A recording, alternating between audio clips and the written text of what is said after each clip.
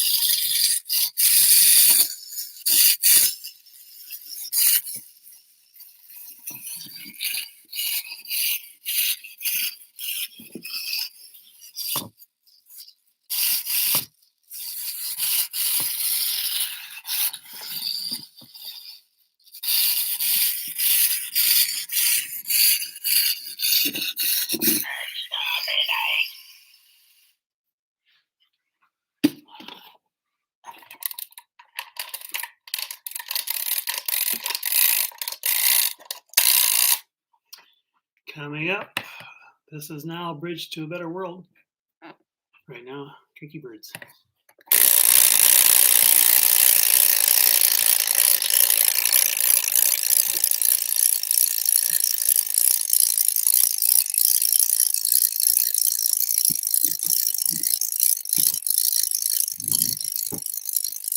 Are we all through? Yeah, did I just take away my... Good.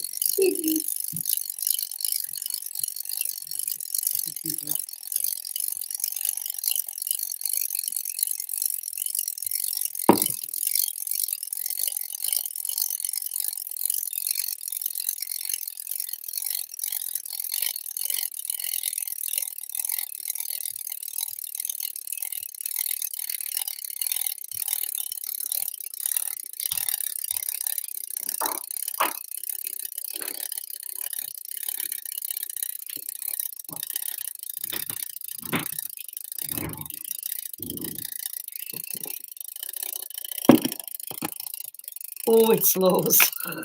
Shall we? Yes, please. All right. Over here. And we'll move this up. Turkey bird can drink over here. Good morning. Good morning. We'll keep them drinking for good luck. Seems like Shall we? we're on different sides today. Yeah, how about that? Okay, yes, we shall. This is now Bridge to a Better World. I'm Teresa Mitchell. This is Ani Raven Haynes. Morning. And we're ready to stress you out. Are you ready to get stressed out? Maybe we'll have more to say about that at some point later. But yeah, there's things to think about. There's climate change. And I imagine that climate change is going to announce itself this week in one way or another. Some sort of god-awful storm or heat wave or something somewhere around the globe, because we've kind of gotten used to that, huh? That'll be coming down. And of course, we've got the war in Ukraine and the pandemic. And I'll have more details on the pandemic and the war in Ukraine. And I'm just dodging a cat right now. Let's see. Why dodge her when she can just come up and take the stage? Well, she's done for two of the three drinky birds. It's true. She So has it I'm in for the worried that drinkies. yeah, it's gonna go over any second. I just Yeah. need to Okay, you. just need to order more of them, I guess. I'm just Oh here. no, she's very cute. Come on, baby. She could be the face of This Is Now Bridge to a Better World, I think. She's got a good face for it. Yeah. So actually, I want to go back for a second though, Okay. and just say it is so funny trying to watch my cat sit on objects. She's Could be really obviously attention. uncomfortable, but that does not mean she's going to leave this desk surface. What I was going to say is, in this last couple week news cycle, the news has been absolutely driven with the war, with the invasion of Ukraine, and I get it. Yeah, it's new, it's happening, it's now, and it's incredibly dangerous and incredibly horrifying, and we do need to pay attention to it. But it seems to have wiped out all previous stories.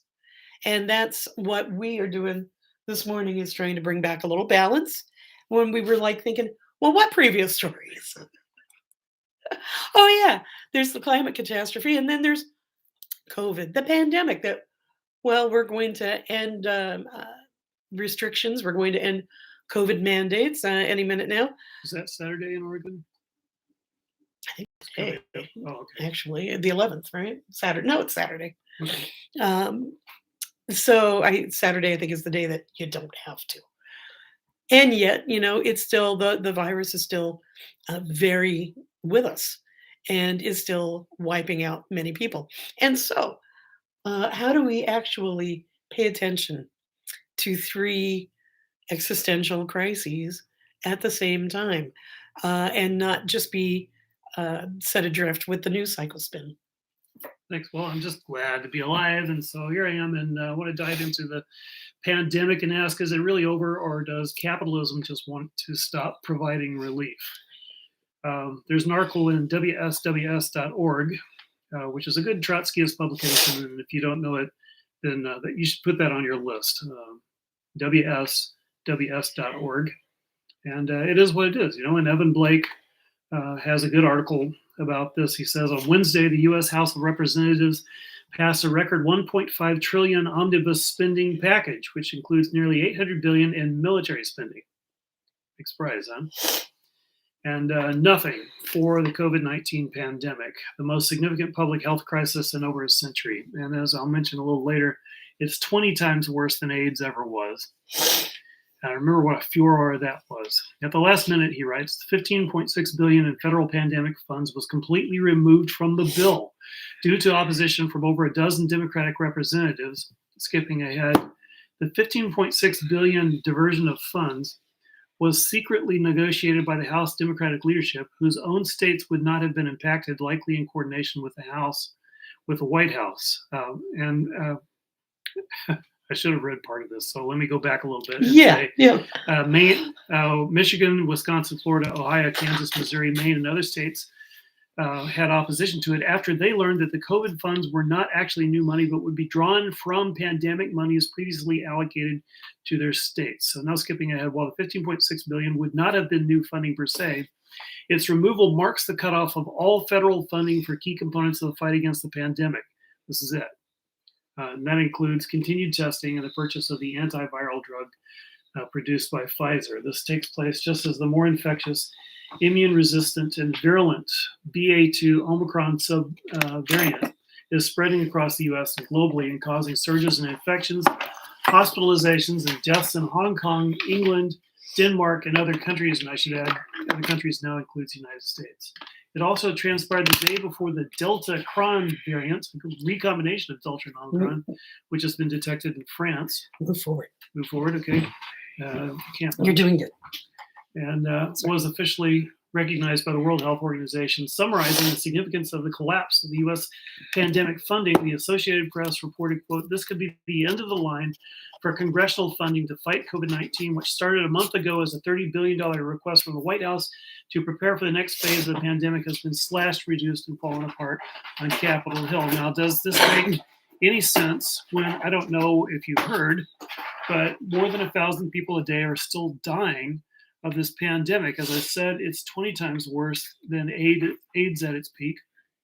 It's still 10 times larger than the flu in terms of death rates at the peak of flu seasons. And we are supposed to get used to it. And well, let me read something from Ed Brown from Newsweek. He writes, the COVID variant BA2 has accounted for 11.6 of new U.S. COVID cases over the past week up to March 5th. So 11.6 is pretty significant. That's not just a few cases.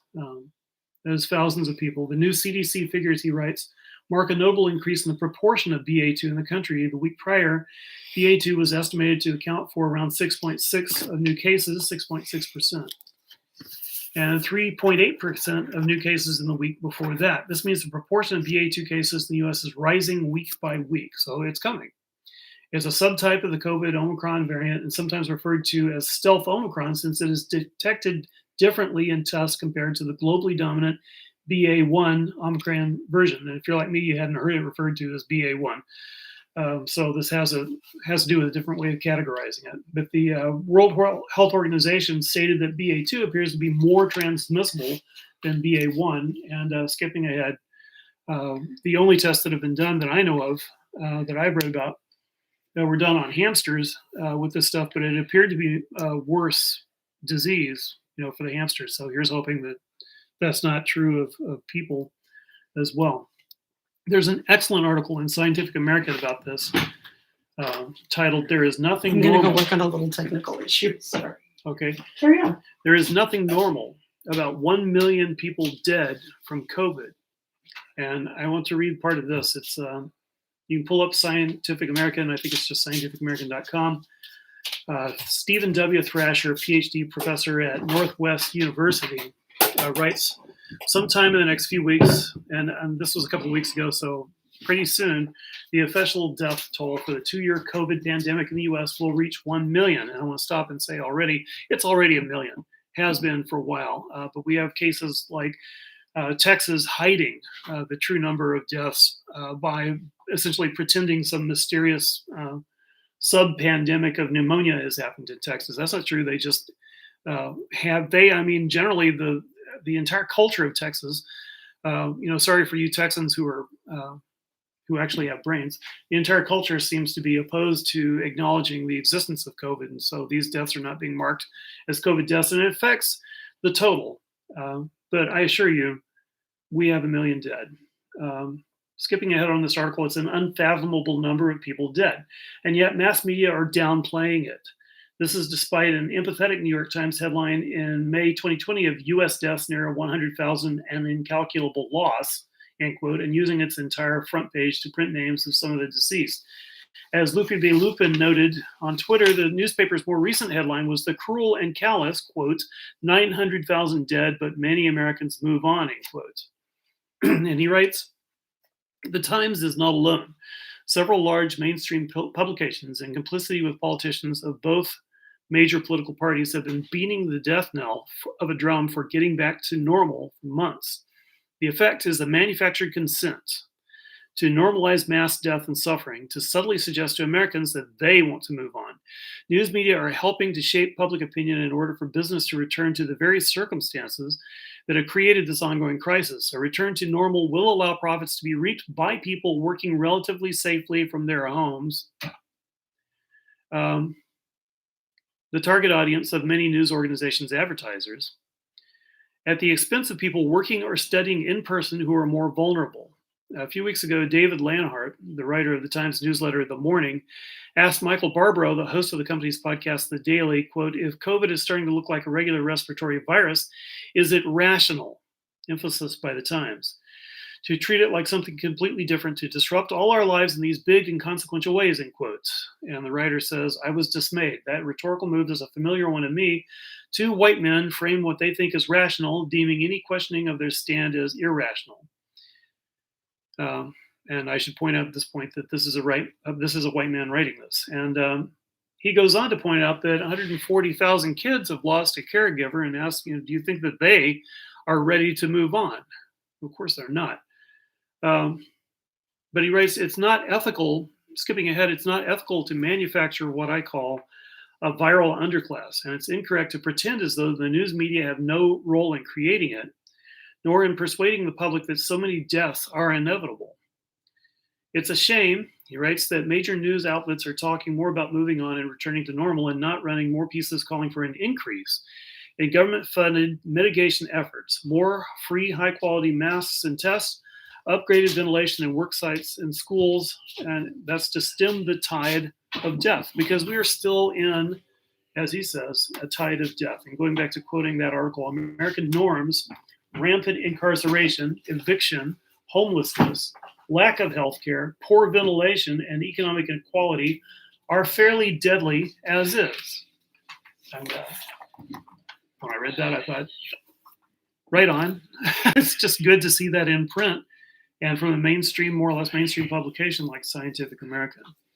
So I'm not taking my mask off in many places. When I go into the grocery store, or when I'm going to enter restaurants, but I'm going to enter with a mask. I'm going to prefer places that demand vaccinations because, 1,000 dead.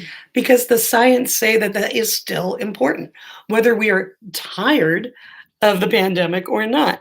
The idea that it's almost like the pandemic response team needs better PR or like some sort of marketing campaign. Because what I'm hearing is we just have to end this. There's the economic reasons for sure, right? Because the people taking the biggest hits, taking the biggest risks, are the folks earning, the lowest wages, are the folks who are the most marginalized in this country. And you probably covered that while I was out of the room Yes, attending well, to I a think technical crisis. yeah, well, I think it requires more deliberation because this Well, really is breaking down into, COVID it's a kind of, class war. yeah, COVID exposed the class war. And so now that COVID has dragged on, basically what the US officially is saying through Congress, and as this author was pointing out, as the New York Times is saying, well, look, this is a problem for you poors. So get back to work and die As serfs do. Um, because that's rational. you're right. So there's a few different things to say. One, labor shortage. Yeah. Two, general strike on May 1st. Yeah, that's another thing to say. But then when I talk to really regular folks who are like, yeah, I'm really kind of done with this. I'm over the pandemic. I've talked to several people who have that attitude. Like what? People are still dying even though I'm wearing a mask. So what? And it's like that I find kind of terrifying.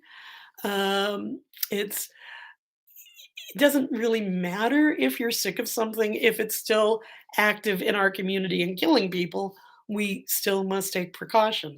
If you're sick of it, then, do something with that level of frustration. Maybe you want to journal or take up, walking or I don't know, some sort of way to channel that frustration. But it's not ending the idea of taking precautions in public while we still have a virus that is killing over 1,000 people a day nationally. The idea that if we pretend it's not there anymore, it'll just go away is frightening, and it's not adulting. It's not how grown-ups are supposed to react to a crisis. Ignore it and it will go away? Yeah, yeah, I don't think so. What it brings up is Noam Chomsky's statement that I can paraphrase that we don't have two parties in the United States. We have the business party, and it has two wings. And when you get the Democrats in power doing this, there isn't any substantial, there's no party to the left of that you can turn to and say, wait a minute, you're killing the workers. When the Democrats decide that, what the hell, we're going to kill the workers, that's it. There's no recourse. I mean, sure, there's a progressive wing, but they just barely gotten started. They just barely started to exist. Right. I mean, hurrah that they started to exist. And they're growing, and that's a very good thing. But Helen Caldicott called it as well that America has one party with two right wings. The difference, and it's a pretty substantive difference, would be that the Republicans seem to openly embrace fascism and want to restrict voting rights and sort of carve themselves a permanent ruling class outside of democratic control. So I guess there's that. There's that. And I guess, But yeah, they both are raging war on workers. I'm willing to say. yeah, the pandemic at this point is the tip of the spear of the class war. And we don't have a broad political movement at this point to jump out in the streets and say the pandemic is the tip of the class war, but it is, and this is something we should bear in mind going Well, it forward. has absolutely exposed the inequalities. It is absolutely exposed the breaks in the system. And I'm still, it's like, are they breaks in the system or are they design features for the ultra wealthy? I don't think the system is actually broken. I think it actually is working exactly as it was intended to by those that designed it. That's not us. What it did was it exposed the system for what it is. Next time you hear ruling class complaining about workers don't want to work, well, you can respond, that's because we're dead. So speaking of threat of mass death, we live in such fun times, and I want to change topics here. I want to mention just the climate catastrophes, right? Because this is I was about to go on to the Russian let's military. bridge with climate catastrophe, Okay, shall we? Talk about it. Oh yeah, we didn't really talk about a run sheet for this particular show. I'm saying the quiet part loud a lot this morning. I was so excited to get my laptop back from repair, and it was so cool. And it's just been taking me so much longer to actually get things set up on it than ever before. So at the last minute, we switched to Teresa's laptop, which is a wonderful laptop. And thank you. Well, you had a lot of setting up to do. I mean, they fixed so many things. It's like they fixed the axe handle and the axe head. So Yeah, well, I think you got a new axe. I think I'll figure that out later. But that would have been the time we would have sort of spent, figuring out what we're going to talk about next. Anyway, sorry to go off.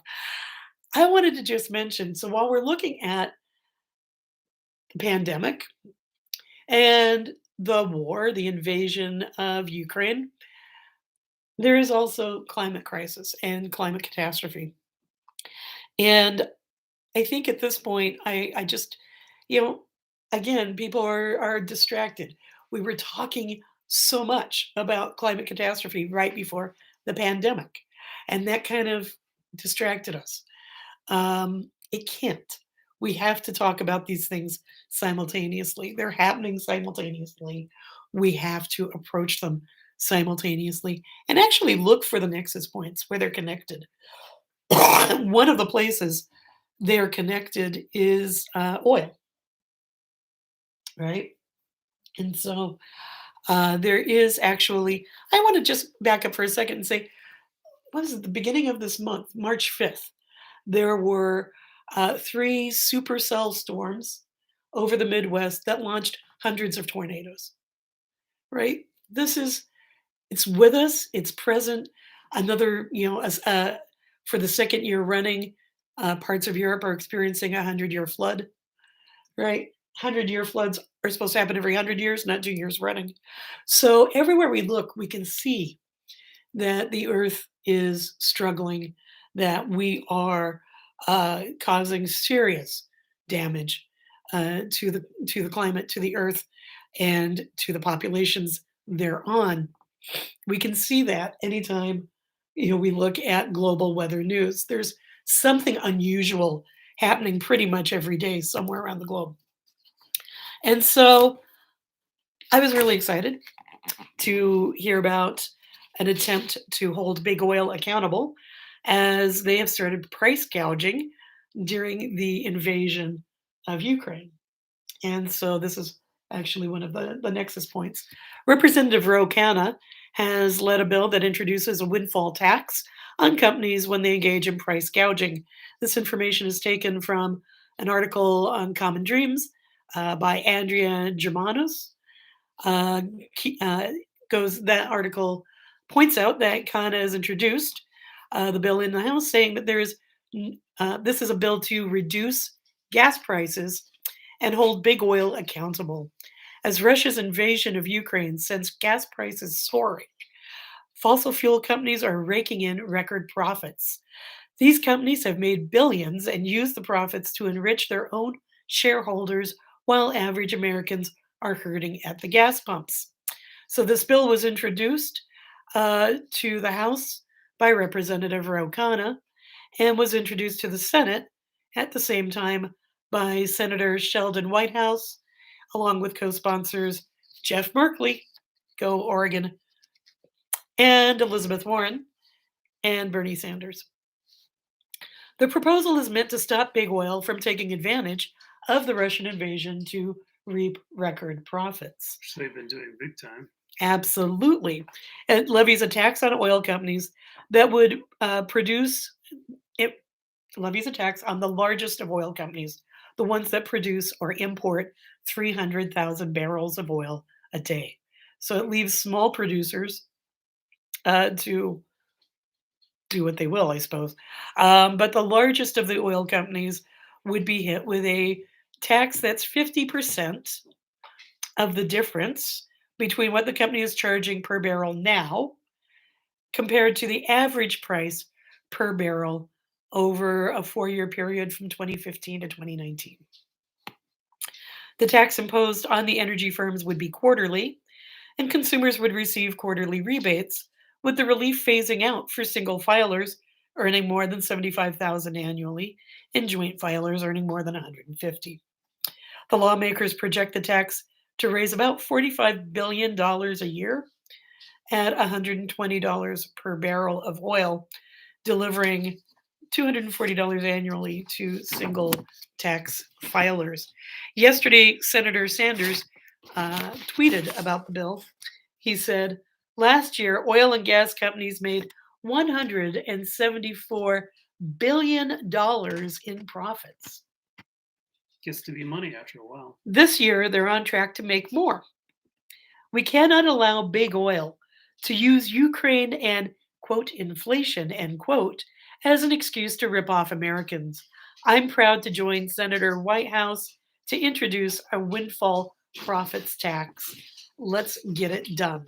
And that was from Senator Sanders. Well, that's pretty encouraging, especially when you consider that Congress has billion-dollar subsidies going on right now for the Absolutely. oil companies. Well, and so also this week, a coalition of over 200 groups called on Biden to leverage his authority under the Defense Production Act to simultaneously produce alternatives to fossil fuels, fight the climate emergency, combat Putin's stranglehold on the world's energy economy, and support a transition to renewable and a just economy. With one fell swoop, you would reduce energy costs and move the world away from fossil fuel markets that are all too easily manipulated by bad actors, For fell said the swoops. letter. The demand was delivered to Biden and signed by groups that include Center for Biological Diversity, Global Witness, and Stand.Earth. Stand.Earth. I don't know them. And follows the administration's move Tuesday to ban U.S. imports of Russian fossil fuels. I haven't heard of anything .earth. I don't know about that one.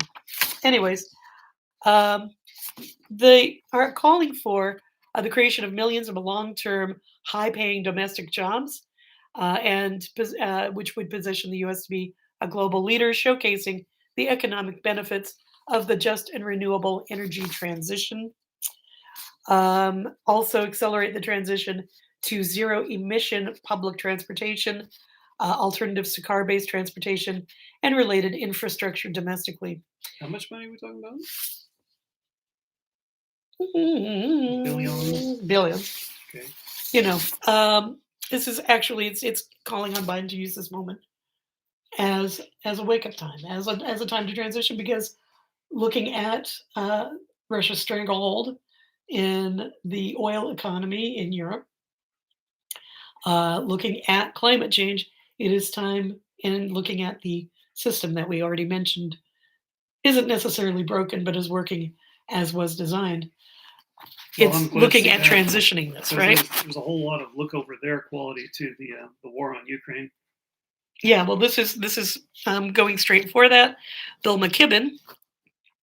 So I'm going to back up. A renewable energy future is peaceful and ultimately a more prosperous one. Is in that letter. The climate advocates have previously linked Russia's military attack on Ukraine with reliance on fossil fuels. Bill McKibben, for example, wrote last month that the war is pretty much underwritten by oil and gas. That's only true to Putin's case. Yes. Yeah, carry on. All right, then. Well, There's one last line here, okay, go but ahead. I don't know where it is.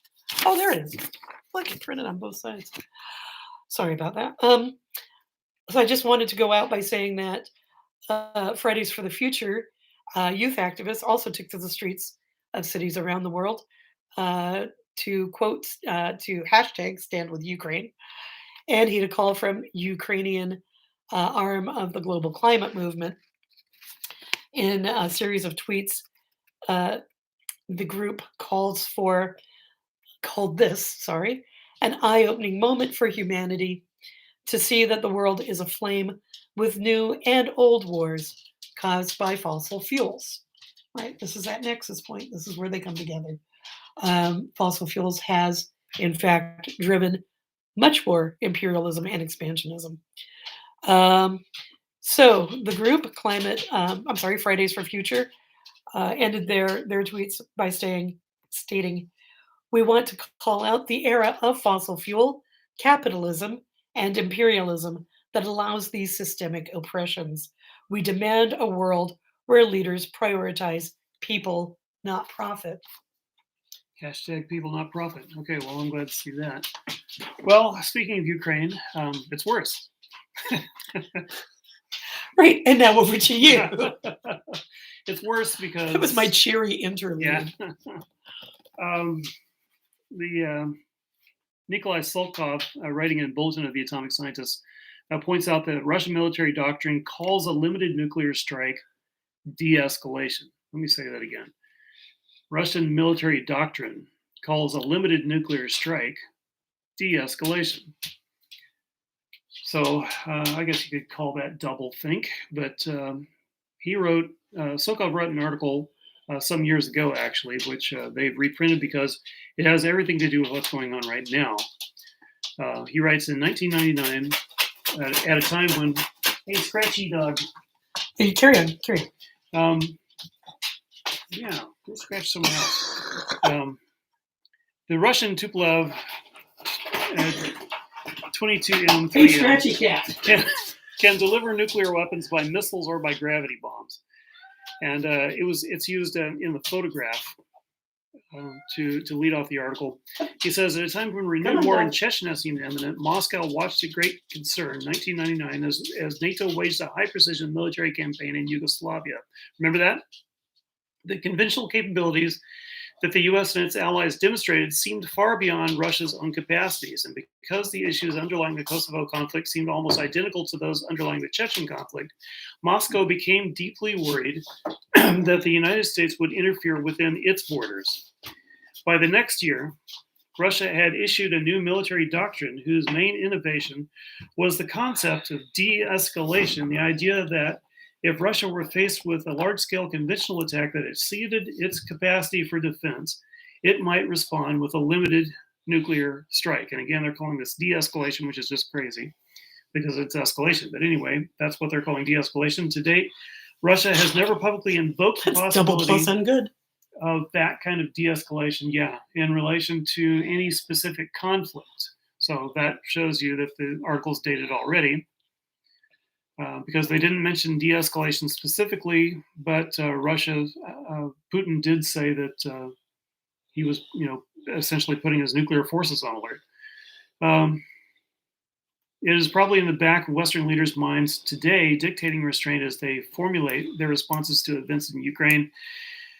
Russia's de-escalation policy, again, that's in scare quotes, represented a reemergence of nuclear weapons' importance in defense strategy after a period when those weapons' salience had decreased.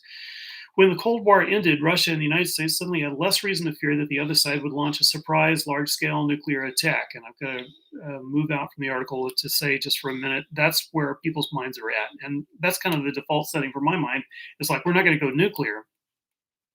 But I have some bad news here. Nuclear weapons therefore began to play primarily a political role in the two countries' security relationship. They became status symbols or insurance against unforeseen developments. They were an ultimate security guarantee, but were always in the background, something never needed. Then, a very different security challenge began to loom large in the thinking of Russians, political leaders, military officers, and security experts. That challenge was U.S. conventional military power. And so, as I was saying, that article is dated, and so now, the additional challenge that they face is the tremendous worldwide successful, I guess you could say, embargo, the beginning of so many sanctions against the Russians, and they see that much of the world is turning against them. At this point, they can rely on China essentially to be neutral and maybe a little bit supportive. It would appear that they have gotten some neutrality and or support from the Saudis. Then there's Belarus, and that's about it. So, according to the logic of this article, they probably are thinking in terms of their strategic nuclear weaponry. The problem with this is that it doesn't de-escalate things. It's impossible for it to de-escalate things. As I was saying last week, there are sensors all over the globe. It's impossible to de-escalate with nukes? Yeah. There are sensors all over the globe. How do you say this? That will immediately detect any nuclear detonation. And as soon as they do, everything goes to DEFCON 5. I mean, the word goes out to the nuclear submarines. The ICBMs in their silos get ready to launch. The jets are scrambled. And the reason for this is because you hear, I mean, if you follow this really deeply, then you know that there's a 30-minute warning time, or there was, with ICBMs. But with the proliferation of nuclear armed submarines, the real warning time for Washington, D.C., because of subs in the Atlantic, is more like 5 minutes. So let's suppose that the Russians use a nuke in the field somewhere in Ukraine. They win, they wipe out whatever army they aimed it at. It gets detected all over the world. France, Great Britain, China, everyone's nuclear forces go on immediate alert. So imagine you're the president, and this just happened. Within 2 minutes, probably less, the person who follows you around with a nuclear football has opened it. So now you know that a nuke has gone off, and that you also know that nuclear forces around the world have gone on to the absolute hair trigger alert. So what do you do? Do you look up in the sky?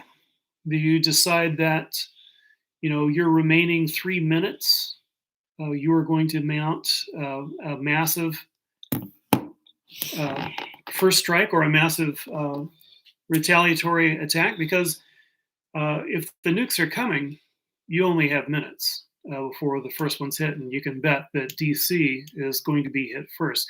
When the Russians said that about the nukes, uh, the U.S. scrambled its secret aircraft, semi-secret aircraft, the Air Force One backup, and another plane with a huge absurd-looking black radar dome in front. I can't remember, a Cobra Ball, I think it's called. Cobra Ball was scrambled. So the U.S. went to that edge of nuclear war just from that announcement. If a nuke goes off, then we should hope that there are no flocks of geese moving, because Russia also has hypersonic nuclear-tipped weapons, and they have been very proud of them and very brash in bringing them forward. And Putin has actually said to his counterparts in DC that we'd best watch out, because they have those. Putin told this to Trump, and Trump appeared that he just didn't get it. Yeah, he didn't. He was just like, "Oh yeah, we got those too." Cool. So we'll have those soon, is what Trump said. Yeah, that was incredible. And Putin was saying, "Well, we have them now," and you could get them in that way of. Not like we're going to hand them over to you because you're nice, but like we're going to send them to you pointed and ready to explode. Yeah, so returning to this, the doctrine introduced the notion of de-escalation strategy, envisioning the threat of an unlimited nuclear strike that would force the world to accept a return to the status quo ante. Such a threat is envisioned as deterring the United States and its allies from involvement in conflicts in which Russia has an important stake, and in this sense is essentially defensive, yet to be effective. Such a threat also must be credible. To that end, all large-scale military exercises that Russia conducted beginning in 2000 featured simulations of limited nuclear strikes. And if that sounds particularly horrible, well, it is, but the U.S. also does that, particularly in Korea. So that's what I have to say about that, in the sense that it's worse. The world really is close to a hair trigger with nuclear war right now. And so I was happy to see that Biden put his foot down on the idea of supplying aircraft in a really obvious and way that doesn't fool anyone, much less the Russians, because basically that would create a proxy. It would just be a proxy war attacking the Russian conventional forces. There has to be a limit. I would say the limit is being pushed pretty hard with the anti-tank weaponry. Hundreds and maybe thousands at this point, more than 1,000 of these super expensive anti-tank weapons have been brought into the theater. And I would be very surprised if some of those don't get shipped around the world, because they're very expensive. They're going to go for a very high price, and probably the cartels in Mexico would love to have a couple of those. So it's bad. It's worse. That's my point. And over to you. Now that I've been completely discouraged. Yeah, well, I suppose if there's something to be done about this, it's to make sure that our leaders are aware that this is not. They're not going to win the nuclear war. No one wins. Well, yeah. I mean, I think we learned that from the 1983 release War Games. Yeah, but did we win it? I mean, we're old and we remember that 1980s movie, because 40 years later we're still here. So there's Strange game. The only way to win is not to play, said the computer. Just gonna say, yeah, I don't know. It's like people forgot the horrors of the Cold War, or the new generations, the next two generations, just didn't know them. I don't know. It's a bit weird. It's a bit weird. Let's just say that. John writes, isolation, paranoia, return the limited commodities nuclear threat back in the USSR. You don't know how lucky you are. I want to point out there's a great article from Politico, and it's an interview with Fiona Hill. You may remember her from the impeachment hearings. She is CIA. She is Unflappable. absolutely inflammable, but has studied Putin for 30 years uh, from up close and personal. She says there's lots of danger ahead. She said that Putin is increasingly operating emotionally and likely to use all weapons at his disposal, including nuclear. She says it's important not to have any illusions, but equally important not to lose hope. I'm not entirely sure the balance there, but she says every time you think, no, he wouldn't, would he? Answer, well, yes, yes, he would. And he wants us to know that, of course. It's not that we should be intimidated and scared, says Hill. She says we have to prepare for those contingencies and we have to figure out what it is that we are going to do to head them off. Oh, that's simple, isn't it? We'll just figure out that. But I think that it's very important to pay attention to our words.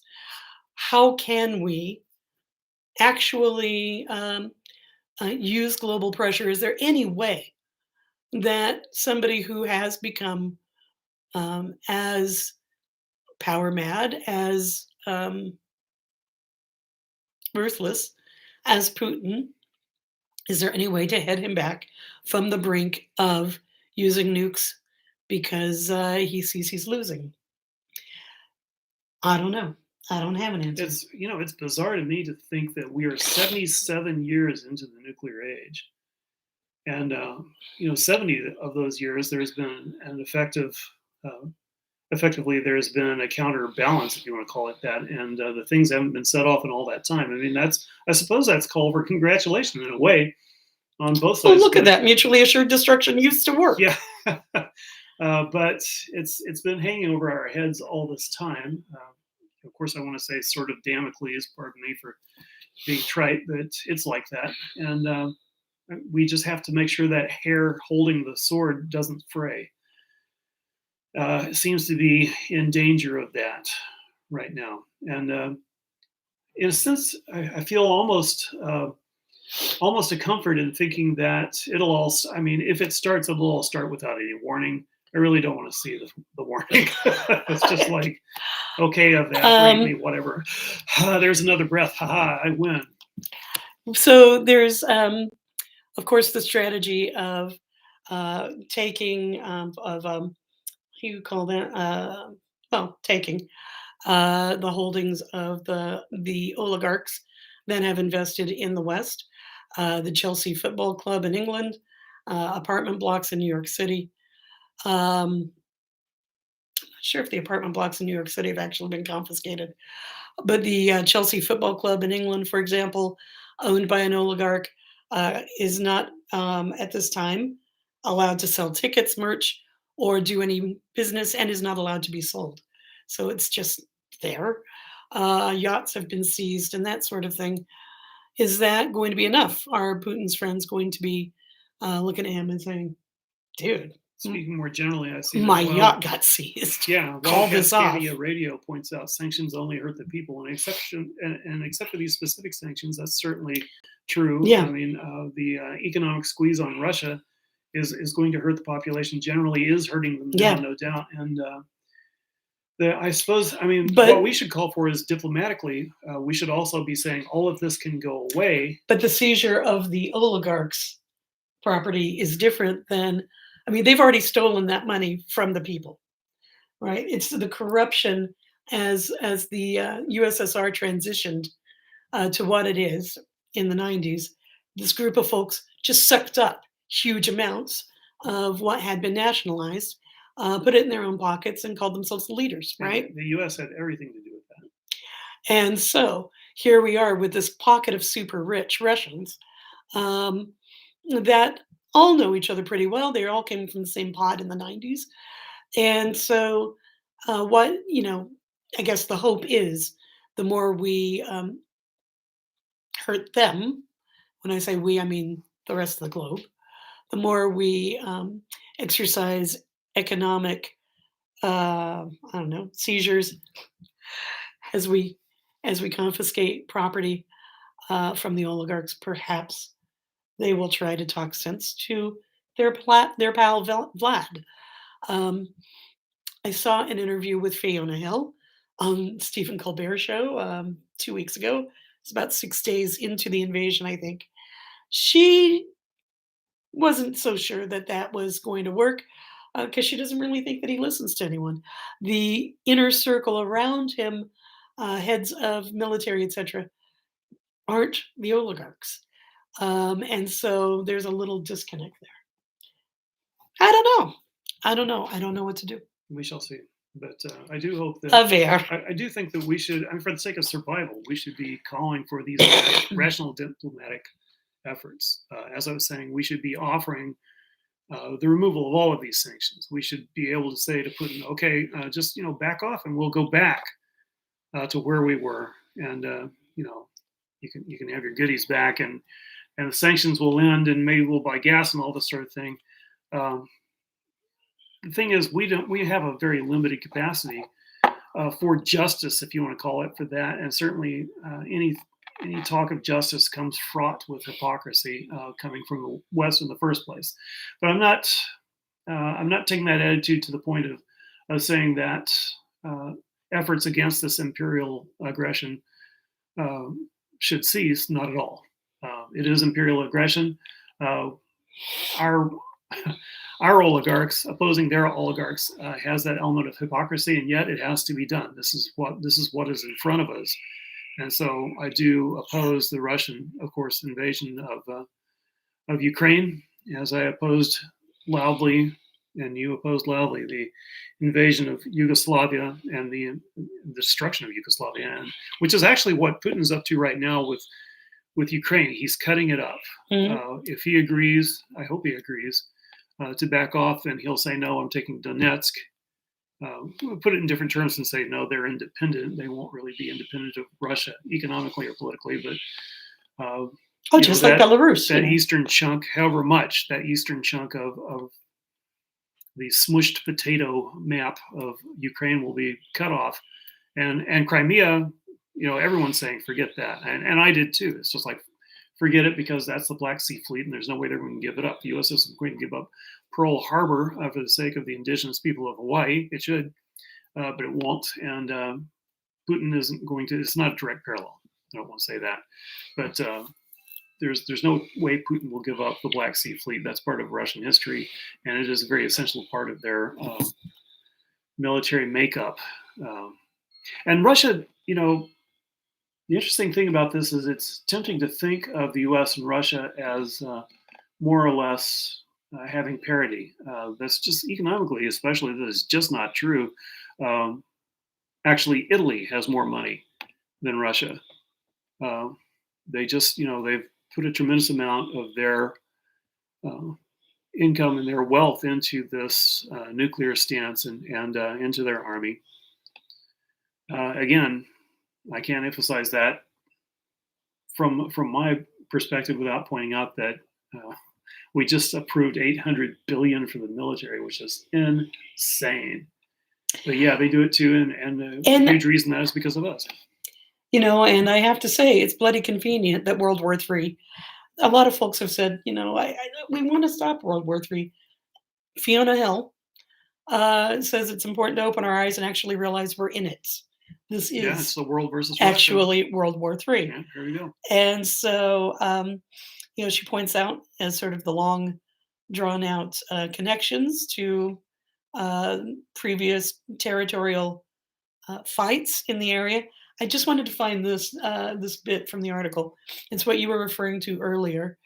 Um, Putin tried to warn Trump about the fact that he has nuclear options on the table pretty much at all times. Uh, Fiona Hill says, I don't think Trump figured out what Putin was saying. In one of the last meetings between Putin and Trump, when I was there, Fiona Hill says, Putin was making the point that, quote, well, Donald, we have these hypersonic missiles. And Trump was saying, well, yeah, we will get them too. And Putin said, Well, yes, you will get them eventually, but we've got them first. There is a menace in this exchange. Putin was putting us on notice that if push came to shove in some confrontational environment, that the nuclear option is on the table. Um, the person interviewing Hill says, "But do you really think that he'd use them?" I think for like the third time in this interview, right? Because no one can actually believe somebody would go there. And Hill says the thing about Putin is if he has an instrument, he wants to use it. If you can't use it, why would you have it? There's also that quality of Putin that I was unaware of that it has apparently increased over the years.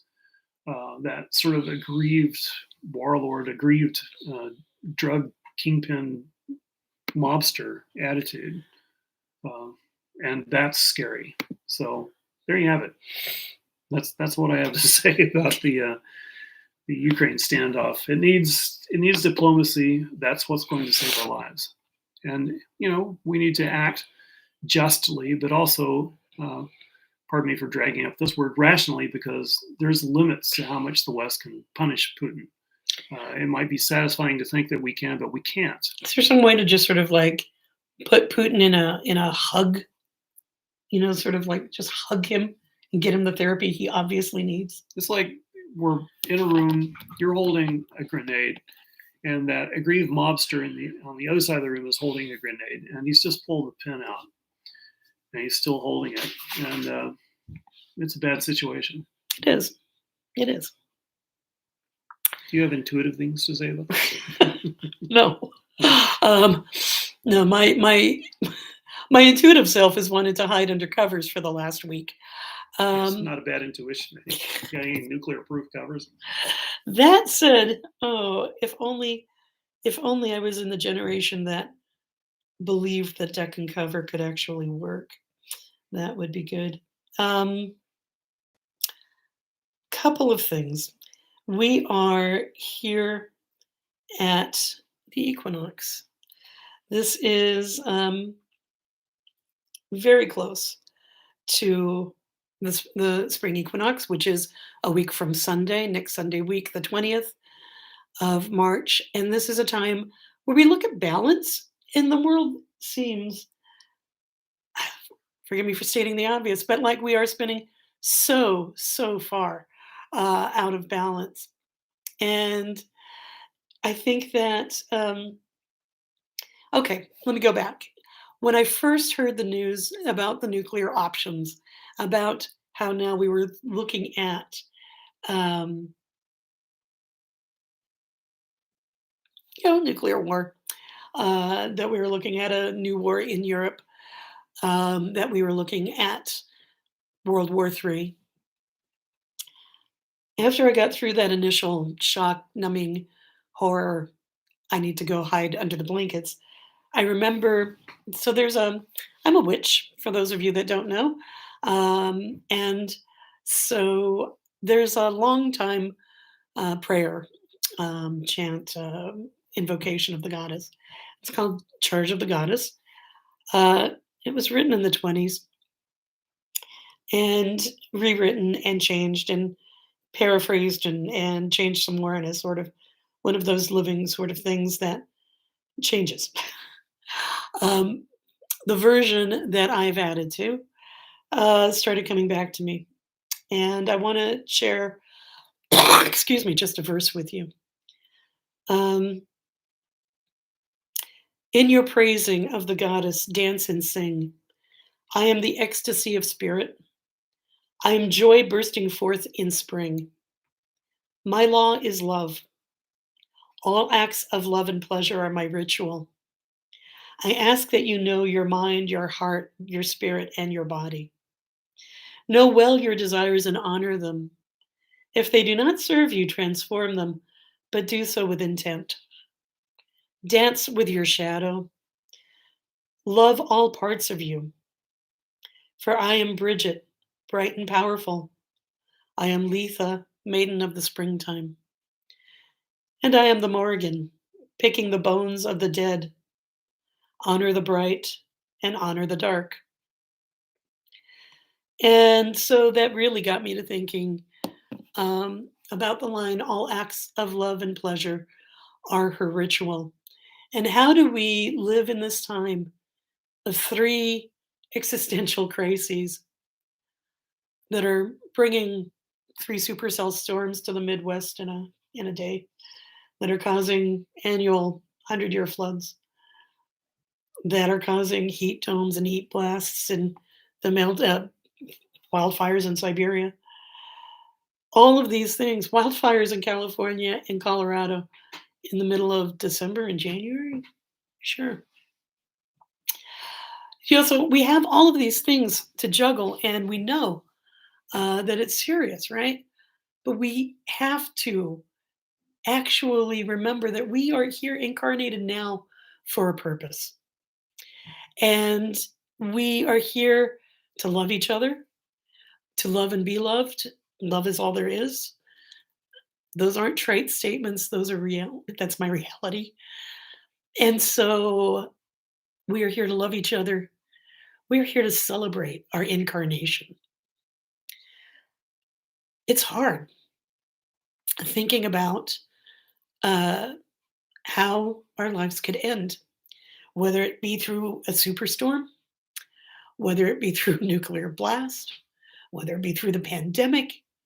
It's hard to sit with that and not ignore it, but we must. We have to sit with that. That is our reality. And yet still, we have to celebrate. We have to celebrate our lives. We have to celebrate each other. We have to celebrate our community, because the truth is, at no time has any of us been guaranteed tomorrow. Um, this is it's an important truth to know that we always sit with death. It's part of what, like, when we admit that, it's really part of what makes life so meaningful. That said, I don't, having it so huge and in our face from so many ways is really hard. And so I want to encourage all of us to take some time during this week, maybe next Sunday, the 20th, not the 13th, the 20th, the equinox, and remember to be playful and remember to be in touch with our joyous selves. Remember to celebrate life. This is the springtime of the year. This is the greening as we go through a renewal, a regenerative process. As the earth renews around us, it's really hard to think about it being annihilated, through any of the, well, I guess the pandemic doesn't really annihilate the earth. But, certainly climate change and certainly nuclear war and war in general devastates parts of the earth. Of course, Mother Nature does bat last. But that said, here we are. Celebrate the springtime. Celebrate life's call to renew itself. And I think being joyous is so important. We can't fake it, right? We can't just get up in the morning like, I'm going to be joyous today. Oh my God, I'm still smiling. See? There was a Doctor Who episode like that. Keep smiling. But we can actually find things to be joyous about. As we look at the flowers poking up, I was around a whole, quite a large cluster of daffodils a couple days ago, and it's joyous. It's a riot of colors. It's joyous, and so appreciate the beauty around you. Appreciate the beauty within you. Appreciate the beauty of your friends and your family and your community, and then see what you can do to actually help your community, help your friends and family. But first, you must see to yourself. Comes back to that, put the oxygen mask over your own face before you try to help others. And with that, I'll just quickly say I did pull some tarot cards. Today's reading looks like this. Wait, like that, yeah. So What we have here are you have great skills. Think about your best skills, whether it's crafting, whether it's talking to folks in persuasive argument, whether it's cooking, whether it's singing.